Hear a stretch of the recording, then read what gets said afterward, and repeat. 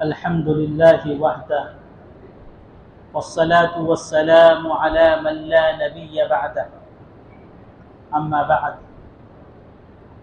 قال الله تبارك وتعالى وما أدراك ما ليلة القدر ليلة القدر خير من ألف شهر وقال النبي صلى الله عليه وسلم تحروا ليلة القدر في الوتر من العشر الأواخر من رمضان أو كما قال النبي صلى الله عليه وسلم۔ محترم بزرگوں، عزیز دوستوں اور نوجوانوں، ہمیں آپ کو جو خیر اور بھلائی ملی ہے اللہ کی جانب سے، چاہے وہ کسی بھی قسم کی خیر ہو، اللہ رب العزت کا رحمت فرمانا ہو، اللہ کا مغفرت فرمانا ہو، یا اللہ کا خاص اوقات بندوں کو عنایت فرمانا ہو، وہ ہمارے اور آپ کے آقا جناب محمد رسول اللہ صلی اللہ علیہ وسلم کے صدقہ طفیل میں ملا ہے کہ ہمارے نبی ہم اور آپ سے اور ساری امت سے بہت زیادہ محبت کرنے والے، اور یہی محبت کی بنیاد ہے، یہی رحمت کی بنیاد ہے کہ ہر وہ چیز جو اس امت کے لیے خیر کی ہو سکتی ہے، بھلائی کی ہو سکتی ہے، اللہ کی جانب سے عنایات کی ہو سکتی ہے، وہ سب کچھ لے کر نبی پاک صلی اللہ علیہ وسلم نے امت کو عنایت فرمایا ہے۔ خود قرآن مجید میں اللہ رب العزت ارشاد فرماتے ہیں لَقَدْ جَاءَكُمْ رَسُولٌ مِّنْ أَنفُسِكُمْ عَزِيزٌ عَلَيْهِ مَا عَنِتُّمْ حَرِيصٌ عَلَيْكُمْ بِالْمُؤْمِنِينَ رَءُوفٌ رَحِيمٌ، کہ نبی پاک صلی اللہ علیہ وسلم کی دو صفات اللہ نے بیان فرمائی۔ پہلے تو یوں فرمایا کہ اس امت کو اور امت کے کسی فرد کو اگر کوئی تکلیف پہنچتی ہے، کوئی مشقت پہنچتی ہے، تو نبی پاک صلی اللہ علیہ وسلم پر وہ گرا گزرتی ہے۔ گویا کہ تکلیف امتی کو ہو رہی ہے، لیکن درد نبی پاک کے سینے میں محسوس ہوتا ہے۔ تکلیف امتی کو ہو رہی ہے، اس درد کو نبی پاک اپنے سینے میں محفوظ فرما رہے، اس کو محسوس کر رہے ہیں۔ پھر فرمایا حریص علیکم بالمؤمنین رؤوف رحیم، کہ اس امت کو اور ایمان والوں کو ہر بھلائی اور ہر خیر ان کو نصیب ہو، اس کے بہت متلاشی رہتے ہیں، اس کی تلاش میں رہتے ہیں، اس کی حرص اور لالچ میں رہتے ہیں کہ اس امت کو خیر مل جائے، بھلائی مل جائے۔ اور اللہ تعالیٰ نے وہ دو صفات جو اپنے لیے خاص کی تھی، ایک رؤوف ہے اور دوسرا رحیم ہے، کہ رؤوف بھی اللہ کی صفت ہے اور رحیم بھی اللہ کی صفت ہے۔ ان دونوں صفتوں سے اللہ تعالیٰ نے ہمارے اور آپ کے آقا جناب محمد رسول اللہ صلی اللہ علیہ وسلم کو نوازا ہے کہ یہ امت کے لیے رؤوف بھی ہے اور امت کے لیے رحیم بھی ہے، کہ مہربان بھی ہے اور مشفق بھی ہے اپنی امت کے لیے۔ تو یہ ہمیں اور آپ کو جو شب قدر نصیب ہوئی ہے، یہ مبارک رات ملی ہے، یہ مبارک رات بھی نبی پاک صلی اللہ علیہ وسلم کے صدقہ طفیل میں ملی کہ ہمارے اور آپ کے آقا، روایت میں بات موجود ہے، نبی کریم صلی اللہ علیہ وسلم کے سامنے پچھلے لوگوں کی عمروں کا تذکرہ کیا گیا کہ کس کی عمر 1000 سال، کسی کی 2000 سال، کسی کی 3000 سال، اور وہ جب اعمال کریں گے تو ان کے اعمال کتنے زیادہ ہو جائیں۔ جب نبی پاک صلی اللہ علیہ وسلم کے سامنے وہ پچھلے لوگوں کی عمریں پیش کی گئی تو نبی پاک صلی اللہ علیہ وسلم غمزدہ ہو گئے۔ ظاہر بات ہے اپنی امت کے لیے جو غم تھا، جو امت کے لیے کوئل تھی، جو امت کے لیے طرف تھی، آپ کا غمزدہ ہونا لازمی تھا، آپ کا غمزدہ غمزدہ ہونا لازمی تھا کہ ساری امتوں کے ثواب تو بہت آگے بڑھ جائیں گے، اعمال تو بہت آگے بڑھ جائیں گے، وہ عبادتیں تو 3,000 سال تک عبادتیں کرنے والے ہوں گے، میری امت کی عمر 60 سال 70 سال 80 سال زیادہ سے زیادہ 100 سال، تو اب وہ اگر ان سے اعمال میں عبادت میں ثواب میں آگے بڑھنا چاہے تو یہ تو ممکن ہی نہیں ہے۔ تو ظاہر بات ہے ہمارے اور آپ کے آقا نبی کریم صلی اللہ علیہ وسلم کا غمزدہ ہونا اور فکر مند ہونا یہ لازمی تھا۔ آپ فوراً فکر مند ہو گئے، آپ فوراً فکر مند ہو گئے میری امت کا کیا ہوگا، میری امت کا کیا ہوگا، وہ کیسے اعمال میں آگے بڑھیں گی، وہ کیسی عبادتوں میں آگے بڑھیں گی۔ نبی پاک صلی اللہ علیہ وسلم کے اس غم کو دیکھ کر ظاہر بات ہے ہمارے اور آپ کے نبی چہیتے نبی ہے، ہمارے آپ کے نبی اللہ کے محبوب اور مقرب نبی ہے، مقرب بندے اور اللہ کے رسول ہے، کیسے وہ خاموش رہ سکتے تھے؟ نبی پاک کی خاموشی، نبی پاک کا غمزدہ ہونا اللہ کو رہا نہ گیا، اللہ کی شان کریمی اور اللہ کی شان رحیمی کو جوش آ گیا کہ میرے نبی غمزدہ ہے، کس بات پر غمزدہ ہے؟ اپنی امت کے لیے غمزدہ ہے۔ چلو ہاں وہ پہلے عمروں کی دیکھو یہ وہ زیادہ ہے، چلو اب میں ایک رات ان کو عنایت کر دیتا ہوں کہ ایک رات میں عبادت کریں گے 1000 مہینوں سے زیادہ ثواب ان کو نصیب۔ گویا کہ انہوں نے زندگی بھر 3,000 سال تک عبادتیں کی، محنتیں کی، کوششیں کی، لیکن اللہ نے نبی کے غمزدہ ہونے پر رات نصیب فرما دی، ایک رات عبادت کر لو 1000 مہینوں سے زیادہ ثواب عطا کروں گا۔ تو کس بنیاد پر ملی ہے شب قدر؟ نبی پاک صلی اللہ علیہ وسلم کے صدقے طفیل میں ملی ہے، اور آج ہم اسی نبی کے نام لیوا ہے، اسی نبی کی محبت کا دعویٰ کرتے ہیں، اسی نبی سے عشق کا دعویٰ کرتے ہیں، اور ہمارے سارے اعمال، ہمارے سارا کردار، ہمارا سارا کیریکٹر نبی پاک صلی اللہ علیہ وسلم کے خلاف ہے۔ وہ کتنے غمزدہ ہوتے، وہ کتنے فکر مند ہوتے ہوں گے جب آپ کے اعمال، امت کے اعمال پیش ہوتے ہوں گے۔ یہ تو اللہ کی نافرمانی کر رہے، یہ گناہ کے ساتھ زندگی گزار رہے، جب اعمال پیش ہوتے ہوں گے تو نبی کتنا روتے ہوں گے۔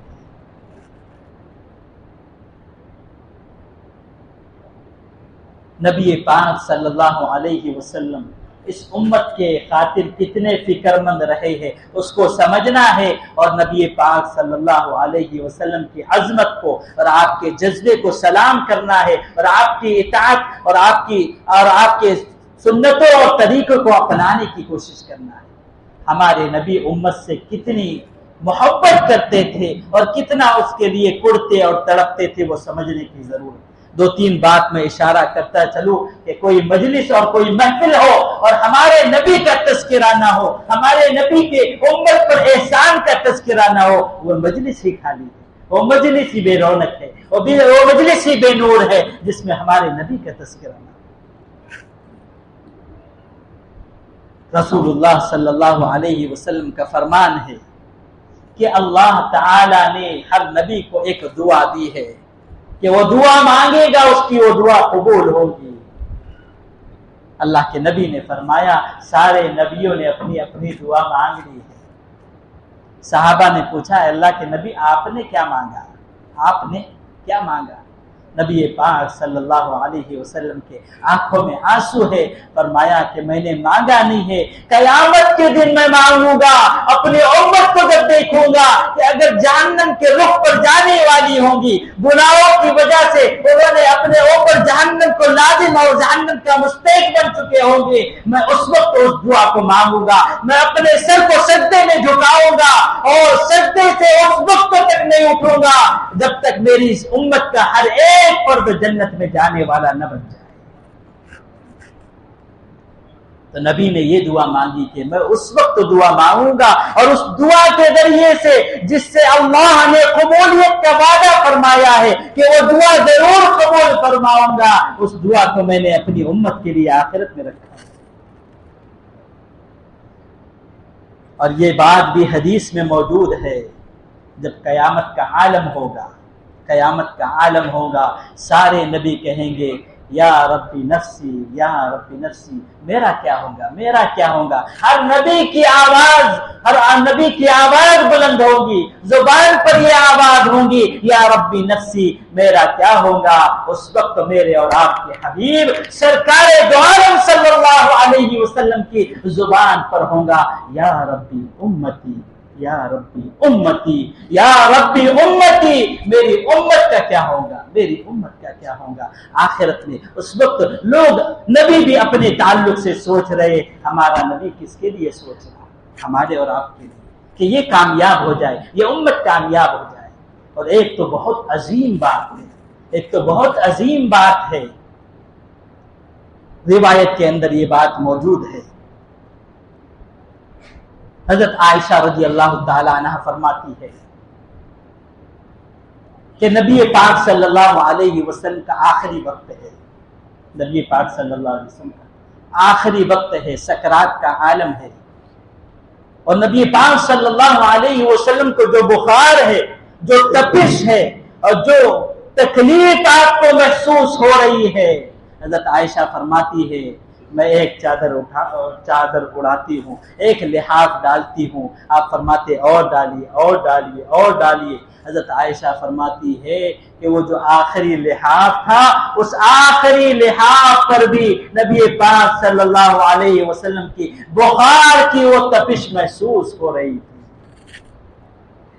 حضرت عائشہ رضی اللہ تعالیٰ عنہ نے پوچھ لیا، اے اللہ کے نبی، آپ تو بڑے چہیتے، اپنے اللہ کے بڑے محبوب اور چہتے اور مقرر ہے، آپ کے ساتھ یہ معاملہ، اتنا سخت معاملہ، اتنے سخت تکلیف اور اتنا سخت بخار کہ کئی لحاف اوڑھنے کے بعد بھی اس کے اوپر بھی وہ تپش اور وہ گرمی محسوس ہو رہی ہے۔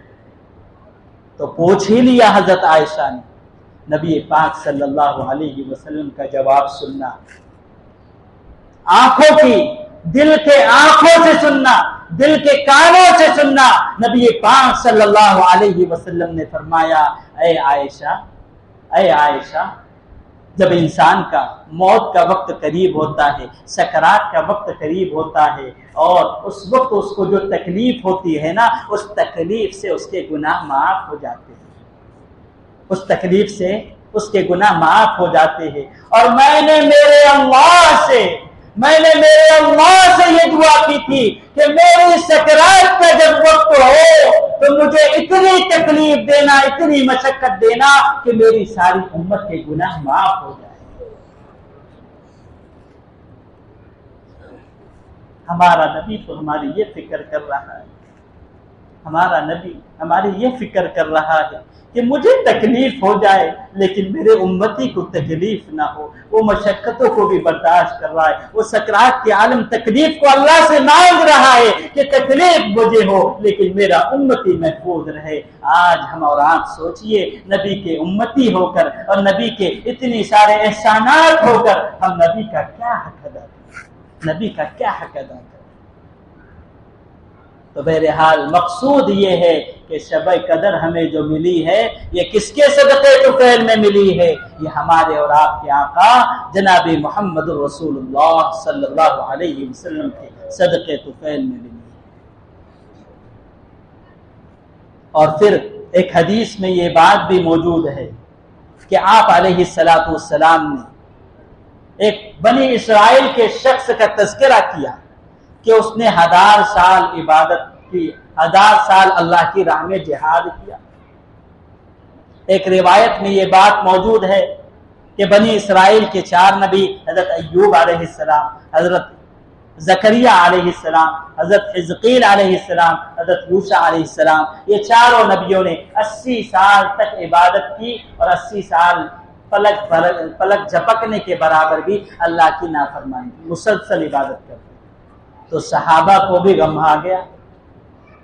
ظاہر بات ہے کہ نبی کی جو قرن تھی، وہ نبی نے اپنی قرن کو اپنے صحابہ کے سینوں میں اور ان کے دلوں میں پیوست کر دی تھی کہ نبی کرتے تھے، صحابہ کرتے تھے، نبی کرتے تھے، صحابہ کرتے تھے۔ صحابہ بھی کرنے لگ گئے، صحابہ بھی تڑپنے لگ گئے، اے اللہ کے نبی، اے اللہ کے نبی، اب ہمارا کیا ہوگا؟ ہم کیسے عبادتوں میں آگے بڑھیں گے؟ ہم کیسے ثواب میں آگے بڑھیں گے؟ وہ تو اتنی زیادہ عمر، ہاں ہم اگر ان کا مقابلہ بھی کرنا چاہے تو نہیں کر سکتے۔ تو صحابہ کا یہ جذبہ تھا، آج ہمارا یہ جذبہ ہونا چاہیے، آج ہمارا یہ جذبہ ہونا چاہیے۔ تو بہرحال اس رات کی فضیلت کو پہلے سمجھ لے، پھر ہم وہ اس جذبے کا تذکرہ کریں گے جو صحابہ کا جذبہ تھا۔ قرآن مجید کی آیت کو اللہ تعالیٰ نے سورت کو اتارا، سب سے پہلے فرمایا کہ یہ شب قدر اتنی مبارک رات ہے کہ اس میں ہم نے اپنے قرآن کو، اپنے کلام کو، اس لیے کہ قرآن مجید اللہ کا کلام ہے، اللہ کی گفتگو ہے، اللہ کے پیغامات ہے جو انسانیت تک پہنچائے ہیں۔ فرمایا اس کلام کو ہم نے اسی رات میں اتارا ہے، شب قدر میں۔ یہ کتنی بڑی فضیلت کی رات۔ پھر فرمایا کہ تم کیا جانو شب قدر کیا ہے؟ اس لیے کہ انسانوں کو خبر نہیں ہوتی ہے۔ اللہ تعالیٰ جو چیز عطا کرنے والے ہیں، اللہ تعالیٰ جو چیز مرحمت کرنے والے ہیں، اللہ اس کی اہمیت کو بتلا رہے کہ شب قدر کی قدر تو تم، شب قدر کی فضیلت کیا ہے، اس کی اہمیت کیا ہے، تم تو اس کو سمجھ نہیں سکتے، اس کو جان نہیں سکتے، تمہارے دماغ میں تو اس کو نہیں آ سکتی وہ کہ شب قدر کتنی بڑی فضیلت والی ہے۔ اللہ کا یہ انداز ہے، وما ادراک ما لیلۃ القدر، تم کیا جانو کہ شب قدر کیا ہے؟ پھر آگے فرمایا سمجھنے کے لیے کہہ دیتے ہیں لیلۃ القدر خیر من الف شہر، کہ یہ لیلۃ القدر، شب قدر 1000 مہینوں سے زیادہ بہتر ہے۔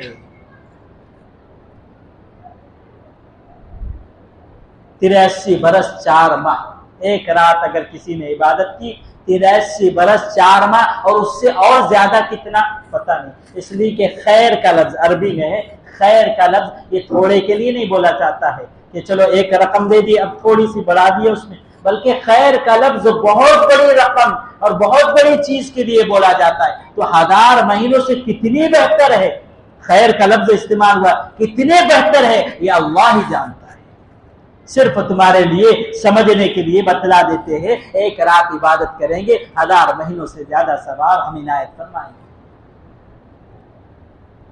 پھر حدیث شریف میں یہ بات موجود ہے، من قام لیلۃ القدر ایمانا و احتسابا غفر له ما تقدم من ذنبه، کہ جو بندہ ایمان کی حالت میں اور ثواب کی امید کرتے ہوئے کھڑا رہے، اللہ کی عبادت کرے، اللہ تعالیٰ اس کے پچھلے گناہ کو معاف فرما دے گا، پچھلے گناہ کو اللہ معاف فرما دے گا۔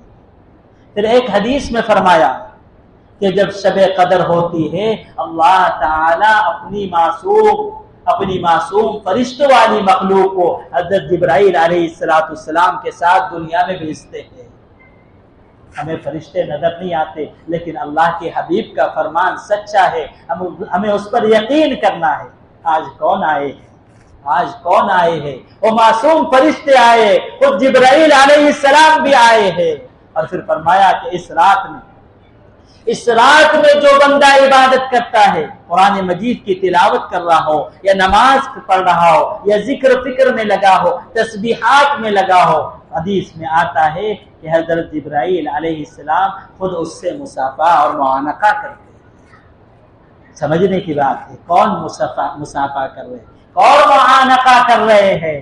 کہ جبرائیل علیہ السلام معانقہ کر رہے ہیں، جبرائیل علیہ السلام مصافحہ کر رہے، اس سے بڑی فضیلت کی کیا چیز ہے کہ اللہ نے حضرت جبرائیل کو، وہ جبرائیل جو کس کے پاس آیا کرتے تھے؟ وہ آیا کرتے تھے ہمارے آپ کے حبیب سرکار دو عالم صلی اللہ علیہ وسلم کے پاس آیا کرتے تھے۔ آج نبی نے ہمیں وہ مقام دیا ہے اور وہ اللہ کے حضور سے وہ شب قدر لے کر دی ہے کہ جو نبی کے پاس جبرائیل آیا کرتے تھے، آج ہر امتی کے پاس جو شب قدر میں عبادت کر رہا ہے، اس کے پاس اللہ کے نبی نے اللہ سے اپنے اس مقرب فرشتے جبرائیل کو لے کر ہر امتی کے پاس بھیجا ہے کہ اے جبرائیل جا، میرا امتی عبادت کر رہا ہے، اس سے مصافحہ بھی کر، اس سے معانقہ بھی کر، اس کے لیے دعائے مغفرت بھی کر۔ بات سمجھنے کی ہے، نہ سمجھنے والوں کے لیے کچھ نہیں۔ اور پھر اللہ تعالی حدیث میں یہ بات موجود ہے کہ اور فرشتے حضرت جبرائیل علیہ السلام کے ساتھ جو اور فرشتے آتے ہیں، حضرت جبرائیل کہتے ہیں جاؤ تم بھی پھیل جاؤ، تم بھی پھیل جاؤ، ساری دنیا میں پھیل جاؤ، اور جو بھی عبادت کر رہا ہے اس کی عبادت پر، اس کی دعا پر آمین کہو، اس کے لیے دعائیں مغفرت۔ تو ہم تھوڑا وقت نکال کے اس میں کیا کریں؟ عبادتیں کریں۔ پوری رات جاگنا، پوری رات جاگنا یہ تو بہت اونچی بات، بہت اونچی بات ہونا چاہیے کہ ہم پوری رات جاگیں، ہم پوری رات جاگیں، ہم پوری رات جاگیں۔ نہیں ہو سکتا تو کچھ تو جاگ لیں تاکہ ہم جو ہے اس فضیلت کو حاصل کرنے والے بنیں۔ عزیزان محترم، ایک مثال سمجھیے، حضرت ابراہیم علیہ السلام کو آگ میں ڈالا جا رہا ہے، نمرود نے آگ لگائی حضرت ابراہیم علیہ السلام کو آگ میں ڈالنے کے لیے۔ ایک چڑیا، ایک معمولی سی چھوٹی سی چڑیا اپنی چونچ میں پانی لیے ہوئے جا رہی ہے، اپنی چونچ میں پانی لیے ہوئے جا رہی ہے۔ دوسری چڑیا آئی، کہاں جا رہی ہو؟ کہاں کہ پتہ نہیں ہے، حضرت ابراہیم کو آگ میں ڈالا جا رہا ہے، میں اس آگ کو بجھانے کے لیے پانی لے جا رہی ہوں۔ دوسری چڑیا نے کہا کہ تجھے پتا ہے اس سے بجھے گی کتنی بڑی آگ ہے، اور تو جو ہے ایک قطرہ پانی کا لیے جا رہی ہے، تجھے پتا ہے آگ بجھے گی؟ کہا مجھے پتا ہے آگ تو نہیں بجھے گی، لیکن مجھے یہ تو پتا ہے کہ میرے اللہ جب قیامت میں کہیں گا کہ میرے حبیب کو آگ میں ڈالا جا رہا تھا، بچانے والوں میں کون تھا؟ میرا نام بھی اس میں شامل ہے۔ تو شب قدر میں اور اللہ والے خوب عبادتوں میں وقت لگا رہے ہیں، ہم کچھ نہ کچھ اس میں حصہ تو حاصل کر لیں۔ ہم چڑیا کی تو سوچ رکھ لیں کہ کچھ نہیں تو کچھ تو کوشش کر لے تاکہ شب قدر میں عبادت کرنے والوں میں ہمارا نام شامل ہو جائے۔ اللہ پکاریں گے کہاں ہے شب قدر کی قدر کرنے والے، اس رات کی نعمت کو اور اس کی قدر کو سمجھنے والے؟ چلو آؤ آؤ، میں تمہارے مغفرت فرما دیتا ہوں، تمہیں جنت کا مستحق بنا دوں۔ اسی طریقے کی ایک مثال اور سمجھیں، حضرت یوسف علیہ السلام کو کنویں میں ڈالا گیا، نکالنے کے بعد اب اس کی خریداری ہو رہی ہے، اس کو بیچا جا رہا ہے۔ حضرت یوسف علیہ السلام کو اللہ کے نبی کو فروخت کیا جا رہا ہے، تو ایک بڑھیا دھاگا لیے ہوئے، پہلے وہ تانا بانا ہوا کرتا تھا وہ لیے ہوئے چل رہی ہے۔ دوسری بڑھیا نے پوچھا کہاں جا رہی ہوں؟ کہا پتہ نہیں ہے، یہ تانا بانا لے کر جا رہی ہوں، یوسف کو خریدا جا رہا ہے، میں بھی خریدنے والوں میں شامل ہو جاؤں۔ کہا تجھے پتا ہے وہاں تو خریداروں میں بادشاہ ہے، وہاں خریداروں میں بادشاہ ہے، تو کیا خریدیں گی اس تانا بانا سے؟ تیرا یہ کیا معاملہ؟ کہا کہ مجھے تو پتا ہے کہ اس تانے بانے سے میں خرید نہ پاؤں گی، لیکن کل اللہ قیامت کے دن آواز لگائیں گا میرے نبی کو فروخت کیا جا رہا تھا، خریداروں میں کون کون ہے؟ میرا نام بھی اس میں شامل ہے۔ تو ہم اور آپ شب قدر کی عبادت کرنے والوں میں، اس کی قدر کرنے والوں میں اپنا نام شامل کر لیں۔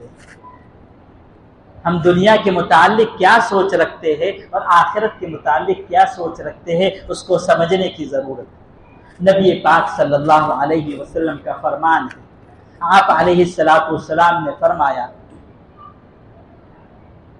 کہ دنیا کے متعلق تو اپنے سے کم درجے لوگوں کو دیکھو، اللہ تعالیٰ نے جو تم کو دیا ہے اس پر خوش رہو، اور اپنے سے کم درجے لوگوں کو دیکھو کہ ان کو اللہ نے کچھ نہیں دیا ہے، شکر کی نعمت حاصل ہوگی۔ اور فرمایا کہ آخرت کے متعلق اپنے سے اونچے لوگوں کو دیکھو کہ کتنی آخرت کی فکر کر رہے، کتنی عبادتیں کر رہے، تاکہ اور ثواب اور شوق پیدا ہو، تاکہ ہم ایسی آخرت کی تیاری کرنے والوں میں ہمارا شمار ہو جائے۔ لیکن ہماری سوچ کیسی ہے؟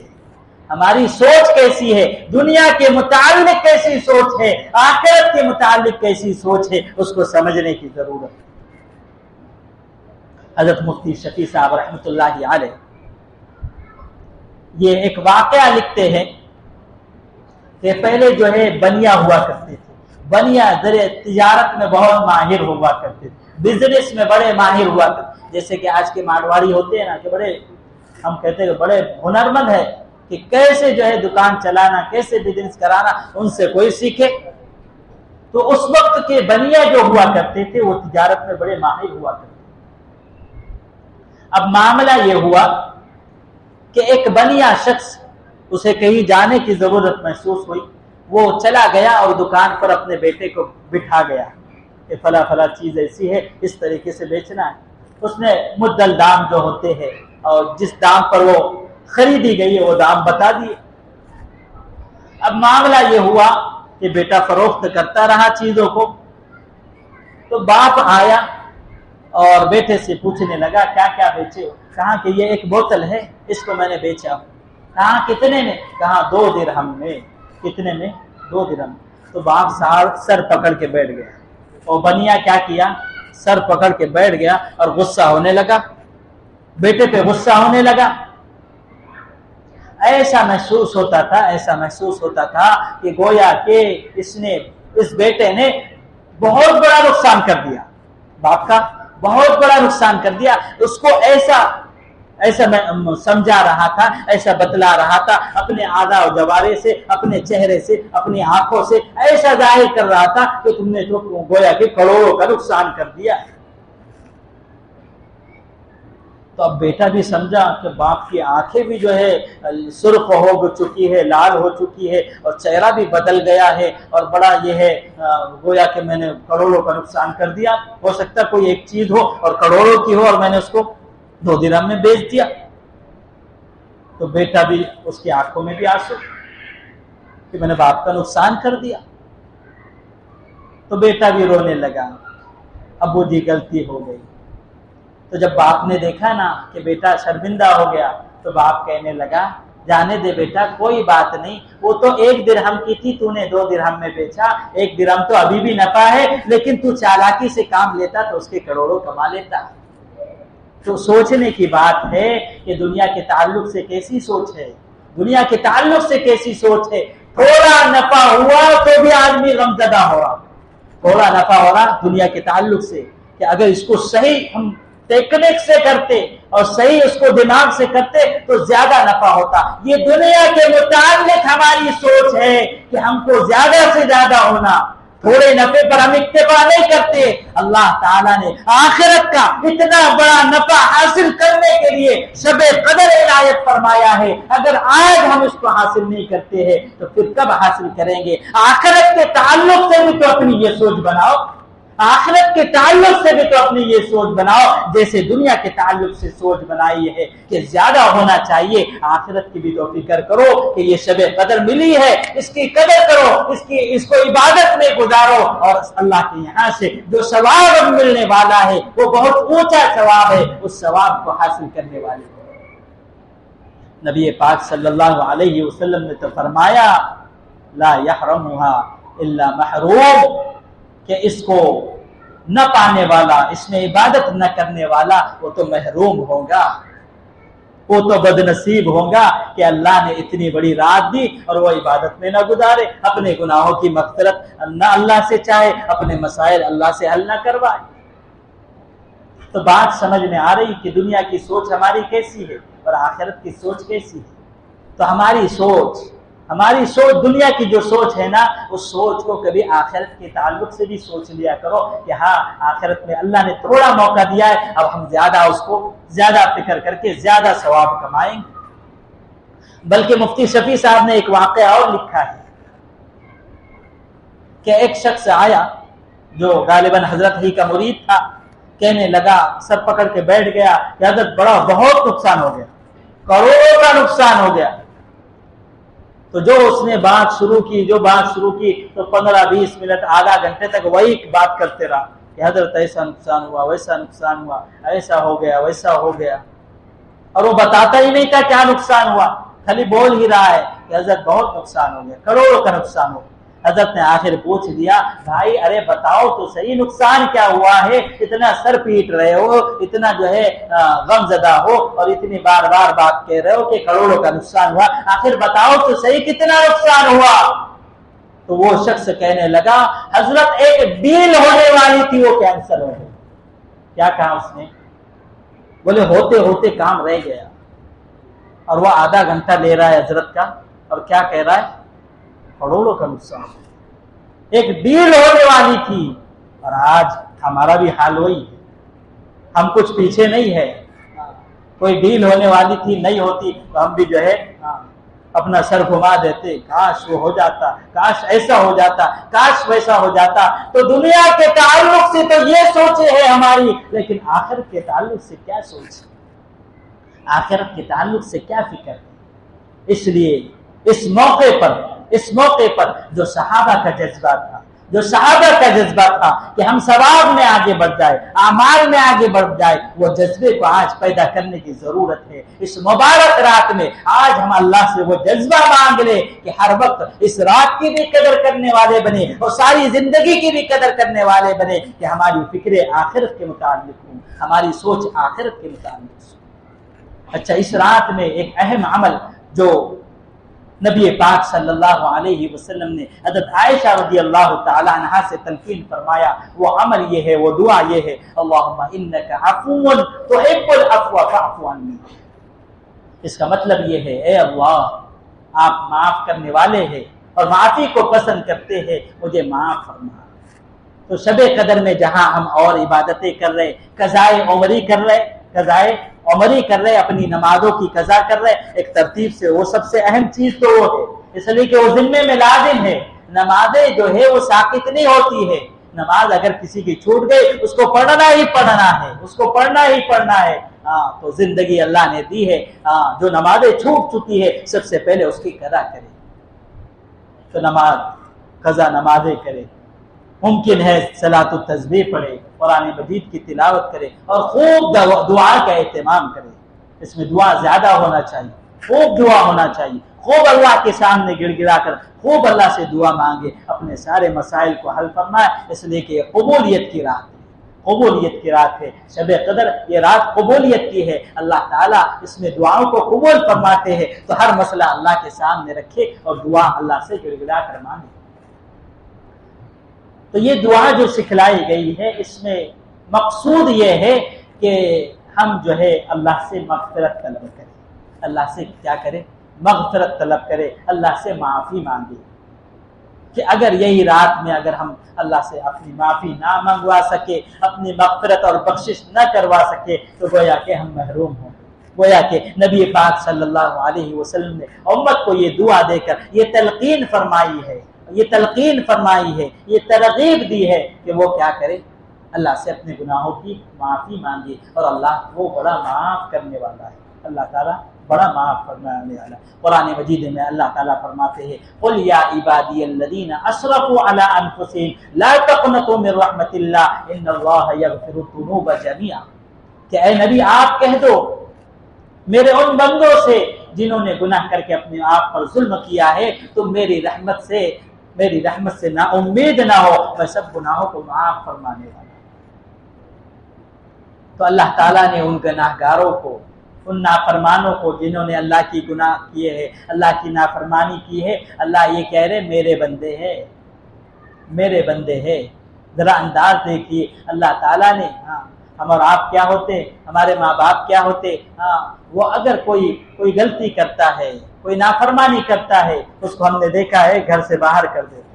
کوئی بیٹا ماں باپ کو دیکھا ہے، بیٹا باپ کی نہیں سنتا، اس کو بولتے تیرا سامان لے اور باہر، آج سے تیری انٹری نہیں گھر میں، آج سے گھر میں آنا نہیں، تیرا میرا کوئی تعلق نہیں۔ بہت سارے تو دیکھا ہے کہ میراث سے بھی بے دخل کر دیتے، کہ اس کا لکھ دیتے نا، رجسٹر کر دیتے کہ یہ بیٹا ہے لیکن اس کو کچھ دینا نہیں ہے، میرے مرنے کے بعد اس کو کچھ دینا نہیں ہے۔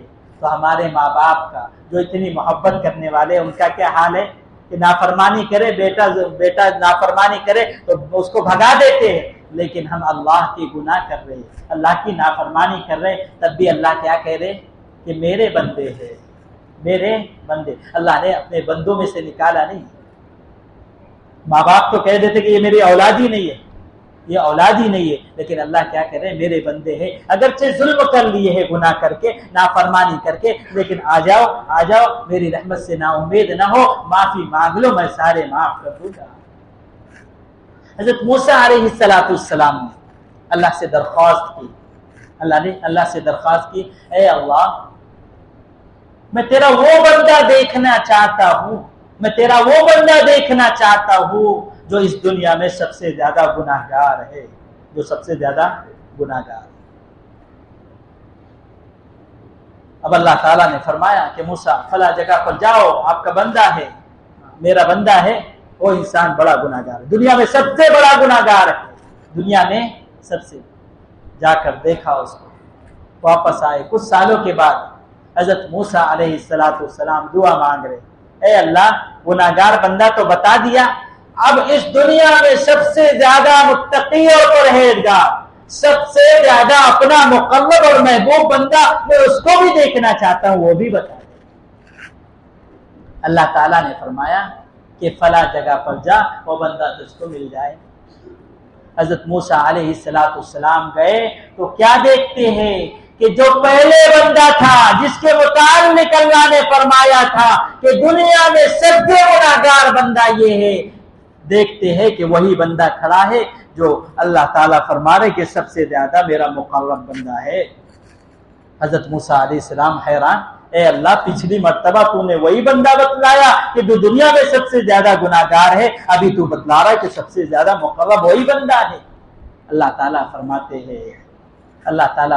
ہیں کہ ایک موقع ایسا آیا، اس کی بیوی بڑا گناہگار تھا، اس کی بیوی کہنے لگی تیرا گناہ کا معاملہ تو بہت اونچا ہے، تیری تو کوئی بخشش ہونے والی نہیں، کوئی مغفرت ہونے والی نہیں ہے، تو بڑا گناہگار ہے، دنیا میں سب سے بڑا ذلیل اور خوار تو بندہ ہے، تیری تو بخشش ہونے والی۔ اس موقع پر جب بیوی نے اس کو کوسا، بیوی نے اس کو گناہ کا بتلایا، اس وقت اس نے کہا میرے گناہ گرچہ صحیح لیکن میں اللہ کی رحمت سے نا امید نہ ہوں، میں اللہ کی رحمت سے نا امید۔ بس اس کی زبان سے یہ الفاظ کہنا تھے کہ میرے گناہ تو دنیا سے بہت زیادہ، دنیا میں سب سے زیادہ گناہگار ہوں، لیکن اللہ کی رحمت کی میں امید رکھتا ہوں۔ اللہ نے اس کے اس الفاظ کی قدر فرمائی اور اس کی اس ادا کو قبول فرما کر اس کی جو ہے توبہ کی توفیق دی اور اس کو اپنا مقرب بندہ بنا۔ علماء نے یہ بھی لکھا ہے نا کہ فرعون کی بیوی کو جو ہدایت ملی یہ اس بنیاد پر ملی کہ اس کی زبان سے یہ الفاظ نکلے تھے، جس جو زبان سے جو الفاظ نکلے تھے وہ ادا اللہ کو پسند آ گئی کہ موسیٰ شاید ہمیں نفع دے گا، موسیٰ شاید ہمیں نفع دے گا، یہ بچہ ہمیں نفع دے گا۔ تو نبی کے متعلق یہ کہہ دیا تھا یہ بچہ نفع دے گا، اللہ نے اس کی اس ادا کو اور زبان سے اس الفاظ کی قدر کر کے اس کو وہ ایمان کی توفیق نصیب کی۔ تو ظاہر بات ہے، آپ اندازہ لگائیے اللہ کی رحمت سے نا امید نہیں ہونا ہے، اللہ کی رحمت سے نا امید نہیں ہونا ہے، بلکہ معافی مانگتے رہنا ہے، معافی مانگتے رہنا ہے۔ اور ایک بندہ وہ بھی تھا جس کا نام کفل تھا، اتنا گناہگار تھا کہ سارے علاقے میں، ساری بستی میں اس کے گناہ کا چرچا تھا۔ ہر رات نئی عورت سے بدکاری کیا کرتا تھا، خوب پیسہ اللہ نے نوازا تھا۔ اب معاملہ ایک دن ایسا ہوا کہ ایک عورت کو لے کر آیا، لیکن وہ رونے لگی۔ کہا کہ کیوں رو رہی؟ کہا کہ میں عزت دار لوگ ہوں، تو اللہ سے ڈر۔ فوراً اس کے دل میں ایک احساس پیدا ہوا کہ جا بیگم یہ پیسہ بھی لے کے جا، آج کے بعد میں کوئی بدکاری نہیں کروں گا، میں توبہ کرتا ہوں، تو گواہ رہنا میں نے اللہ سے توبہ کر لی۔ اب معاملہ یہ ہوا کہ 2-3 گھنٹے کے بعد اس کا انتقال ہو گیا۔ 2-3 گھنٹے کے بعد ساری زندگی گناہ میں گزری ہے، ہر رات بدکاری میں گزری ہے۔ اللہ تعالی نے صبح میں اس کی دہلیز پر رکھ دیا قد غفر اللہ لکفل، کہ ساری انسانیت کو بتلا دیا۔ انسانیت تو بے خبر تھی، اس کو تو گناہگار سمجھتی تھی، نہ اس کو کوئی دفن کرتا، نہ اس کو کوئی نماز جنازہ پڑھتا۔ اللہ تعالیٰ نے دہلیز پر رکھ دیا کہ کفل کی توبہ کو اللہ نے قبول کر لیا اور اس کی بخشش فرما دی۔ کس کی دہلیز پر؟ کفل کی دہلیز پر اللہ نے رکھ دیا۔ تو اللہ ایسا معاف کرنے والا ہے، اللہ تعالیٰ ایسا معاف کرنے والا ہے۔ بے شمار واقعات، بے شمار واقعات. حضرت موسیٰ علیہ السلام کا وہ واقعہ تو مشہور ہے، وہ واقعہ تو مشہور ہے کہ ایک بار قحط پڑ گیا، بارش نہیں ہو رہی ہے. اب سارے لوگ نکلے ہیں، میدان میں نکلے ہیں کہ اللہ سے بارش مانگے. اب نبی دعا مانگ رہے ہیں، خوب دعا مانگ رہے حضرت موسیٰ علیہ السلام، لیکن بارش برستی ہی نہیں. تو کلیم اللہ تھے، اللہ سے بات کی، اے اللہ کیا بات ہے، تجھ کو رحم کیوں نہیں آ رہا ہے؟ کہا کہ اس مجمع میں ایک بندہ ہے جو میرا نافرمان ہے، جب تک وہ اس مجلس سے دور نہ ہوگا تب تک میں بارش نہیں برساؤں گا، تب تک میں بارش نہیں برساؤں گا. حضرت موسیٰ علیہ السلام نے اعلان کیا کہ اس مجلس میں جو بندہ ہے گناہ گار وہ یہاں سے چلا جائے، اسی کے بعد اس کے جانے کے بعد بارش ہوگی.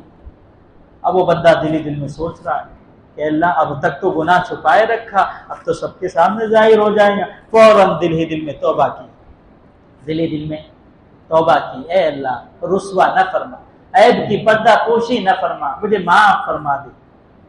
ابھی تو حضرت موسیٰ جو ہے دیکھ رہے کہ کوئی بندہ باہر نہیں نکلا، بارش برس رہی، بارش برس رہی. حضرت موسیٰ نے اللہ سے بات کی، اے موسیٰ ابھی تک تو کوئی بندہ گیا نہیں ہے، تو نے بارش برسا دی؟ کہا کہ ہاں اس بندے نے مجھ سے صلح کر لی ہے، اپنے گناہ کی معافی مانگ لی ہے، اسی کی وجہ سے بارش برسایا.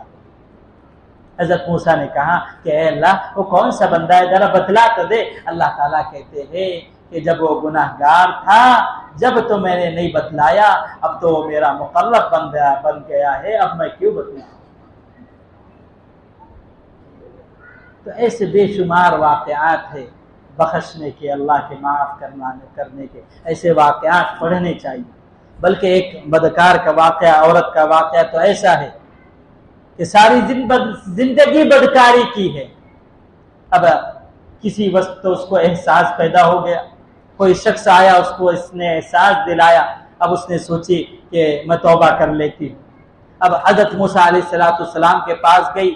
اب جب جانے کے بعد دیکھا، لوگوں نے بتلایا کہ وہ عورت آپ سے ملنے آئی ہے، وہ بدکار عورت، سب کی زبانوں پہ تھا بدکار عورت ہے. تو حضرت موسیٰ علیہ السلام نے کہا اس سے کہہ دو کہ یہاں کیوں آئی ہے، وہ چلی جائے، وہ بدکار عورت یہاں سے چلی جائے. اب وہ چلے تو گئی، لیکن معاملہ یہ ہوا کہ وہ سوچنے لگی پہلے تو اللہ ناراض تھے، اب اللہ کے نبی بھی ناراض ہے.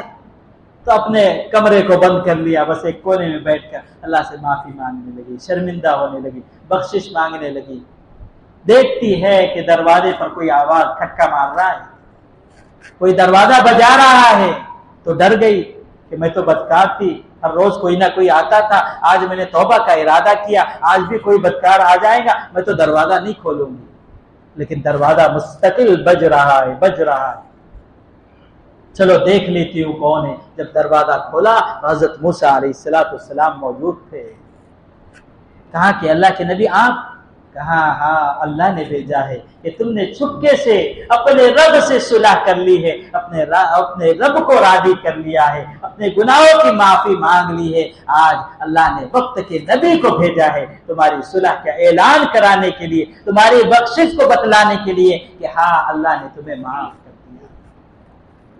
ایک روایت کے اندر یہ بات موجود ہے کہ ایک شخص کفن چور تھا، ایک شخص کفن چور تھا. اب معاملہ یہ ہوا کہ کفن چراتے چراتے جب وہ ایک قبر اس نے کھودی اور کفن چرانے لگا تو ایک خاتون تھی، اس نے اس کے ساتھ بدکاری کر لی. لیکن اس کو احساس ہوا کہ آخر میں تو جو ہے، معاملہ یہ ہوا کہ اس کی قبر سے بعد میں آواز آنے لگی کہ تو نے تو مجھے رسوا کر دیا کہ میں اللہ کے حضور حاضر ہوں گی تو جنابت کی حالت میں حاضر ہوں. تو اس کو احساس ہو گیا، ایک دل پر کیفیت بنی. اب وہ گئی آپ علیہ السلام کے خدمت، نبی پاک صلی اللہ علیہ وسلم کے خدمت میں حاضر ہوئی اور نبی پاک صلی اللہ علیہ وسلم سے اس شخص نے یہ بات کہی، اس کفن چور نے یہ بات کہی میں نے فلاں فلاں گناہ کیا ہے. اب نبی پاک صلی اللہ علیہ وسلم غصے میں آنکھیں سرخ ہو گئی ہے اور چہرے پر غصہ ہے کہ اتنا بدبخت ہے، اتنا کمینہ ہے کہ اتنا خطرناک گناہ کیا ہے، وہ بھی ایک مردہ عورت کے ساتھ. تو نبی بھی غصہ ہے، غصے میں اس کو دھتکار دیا. اب وہ چلا گیا.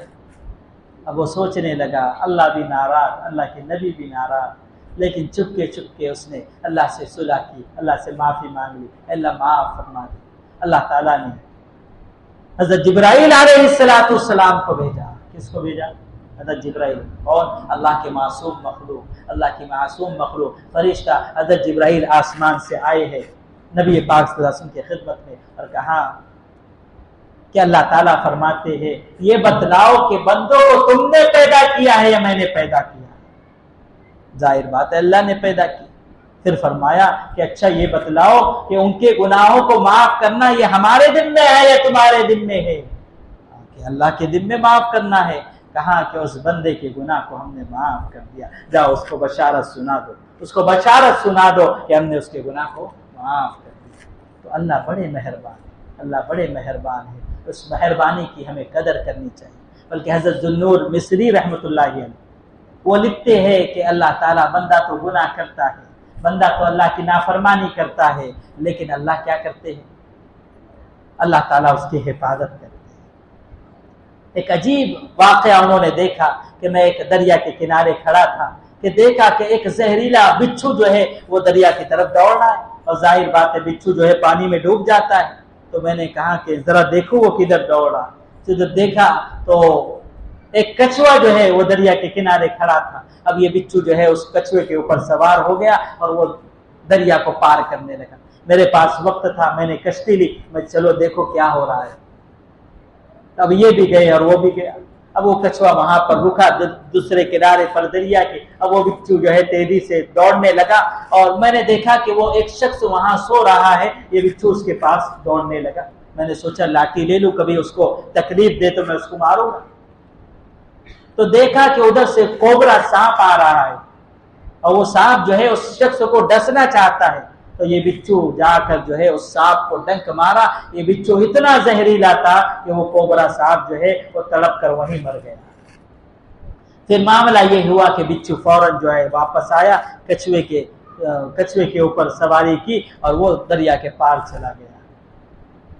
تو ذوالنور مصری کہتے ہیں کہ میں سمجھا کہ یہ کوئی بڑا اللہ والا ہوگا جس کی حفاظت کے لیے اللہ نے یہ انتظام فرمایا ہے کہ بچھو کو اس پاس سے لا کر اس کی حفاظت کی ہے کوبرا سانپ سے۔ یہ کہتے ہیں کہ میں اس کے قریب گیا تو دیکھا کہ وہ تو شراب پیا ہوا تھا، شراب منہ سے اس کی شراب کی باس آ رہی تھی، وہ شراب کا عادی تھا۔ میں نے اس کو اٹھایا اور میں نے کہا کہ دیکھ اللہ نے کیسا انتظام کیا تیری حفاظت کا، اور تو اللہ کی نافرمانی پر لگا تھا۔ فوراً اس کو احساس ہوا، اس نے توبہ کر لی۔ تو بتلانے کا مقصود یہ ہے کہ ایک بندہ شراب پی رہا ہے، اللہ کی نافرمانی کر رہا ہے، اللہ کیسی حفاظت کا انتظام کرے۔ تو ہم بندے تو گناہ کرتے ہیں، نافرمانی کرتے ہیں، لیکن اللہ ہم کو نبھا رہا ہے، اللہ چلا رہا ہے، اللہ جو ہے آگے بڑھا رہا ہے۔